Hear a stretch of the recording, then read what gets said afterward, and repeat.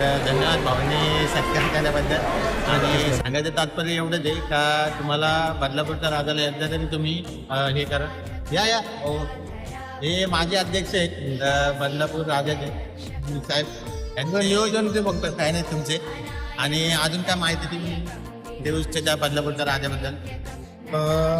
आम्ही म्हणजे सगळं आमची मुलं आम्ही मंडळ वगैरे खरंच आम्ही नशीबवान समजतो. आमचं म्हणजे भाग्य तर आम्ही एवढ्या मोठ्या बदलापूरच्या राजाचं आम्हाला म्हणजे आम्हाला पूर्ण कार्य करायला मिळतं. म्हणजे कार्यक्रम वगैरे आम्ही म्हणजे स्वतः मनापासून म्हणजे मनोभावनेने आम्ही सगळी मंडळ करत असतो. त्यामुळे आम्ही खरंच भाग्यवान आहेत. एवढा मोठा उत्सव आम्ही म्हणजे घडवून आणतो.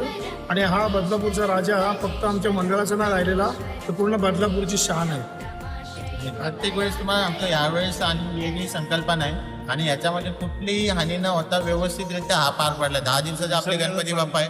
पण ह्याच्या मागं महिन्याभरा आधीपासून सुरुवात चालू झालेली आहे. त्याच्यामुळे सगळ्यांचे आभार. ह्या सगळ्या गोष्टी आपल्या जगापर्यंत पोहोचवल्यात. आणि भरपूर लांब लोक असतात. आणि विसर्जन आपले 31 डिसेंबरला जोगेश्वरी 31 डिसेंबरला विसर्जन. आणि ते म्हणजे भव्य स्वरूपात असेल.